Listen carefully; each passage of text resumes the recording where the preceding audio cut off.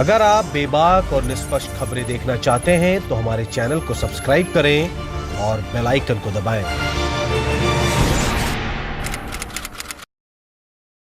नमस्कार, मैं हूं संजय शर्मा और आप देख रहे हैं 4 PM न्यूज नेटवर्क।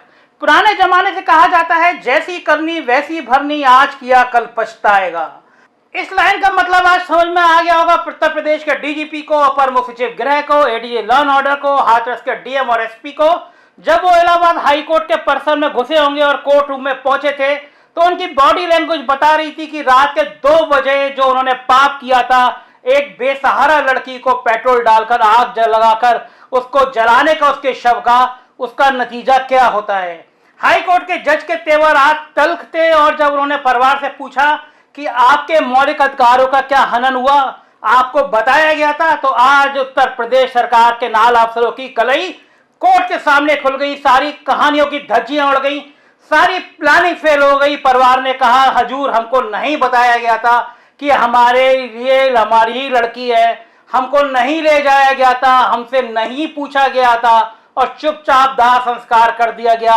हमको ये भी नहीं पता था कि वो हमारी बेटी है या नहीं है।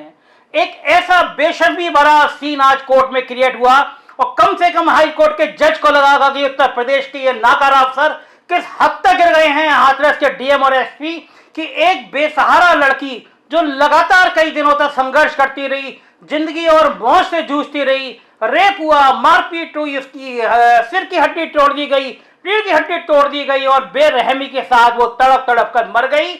मगर इन जालिम अफसरों को तरस नहीं आया और रात के 2 बजे उस लड़की की लाश को पेट्रोल डालकर बेशर्मों की तरह फूंक दिया गया। यह नपुंसक तंत्र है इस सिस्टम का, जो बताता है कि जब हैवानियत पर उतर जाते हैं अफसर तो उन्हें लोक लाज, शर्म और कानून का पालन करना कोई मायने नहीं रखता है।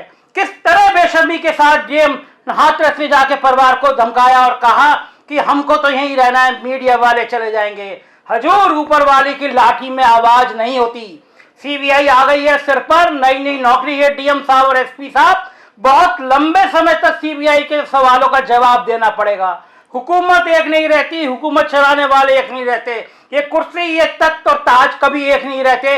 आप नौकरशाह हो, आपकी निष्ठा कम से कम नौकरी की होनी चाहिए, संविधान की होनी चाहिए। आज मेरे एक मित्र ने बताया, अधिवक्ता ने, कि जब बॉडी लैंग्वेज उनकी देखने लायक थी, अफसरों की कपकपी चढ़ रही थी, जो अफसर पूरे प्रदेश के लोगों की कपकपी चढ़ाते हैं, आज परेशान थे, बेहाल थे।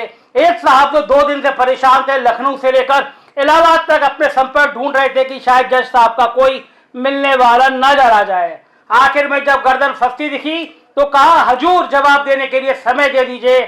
2 नवंबर डेट लगाई है हाई कोर्ट ने।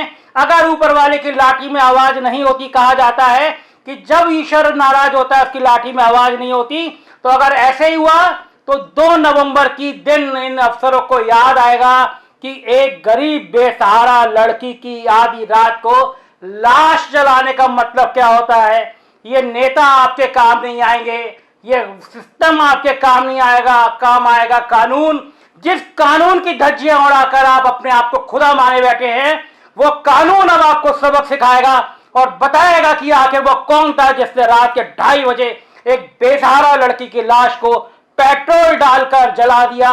वो लाश चीख के अपना हिसाब मांगेगी, वो बेसहारा लड़की ऊपर से हिसाब मांगेगी और पूछेगी, इस बेरहम सिस्टम को चलाने वालों, तुम मेरी अस्मिता की रक्षा नहीं कर पाए, तुम मेरी इज्जत की रक्षा नहीं कर पाए, तो आखिर में मेरी लाश के साथ तो न्याय नहीं करना चाहिए था तुम्हें। इस तरह मेरे परिवार को परेशान करके रात के 2 बजे 2:30 बजे मेरी लाश को तो नहीं जलाना चाहिए था।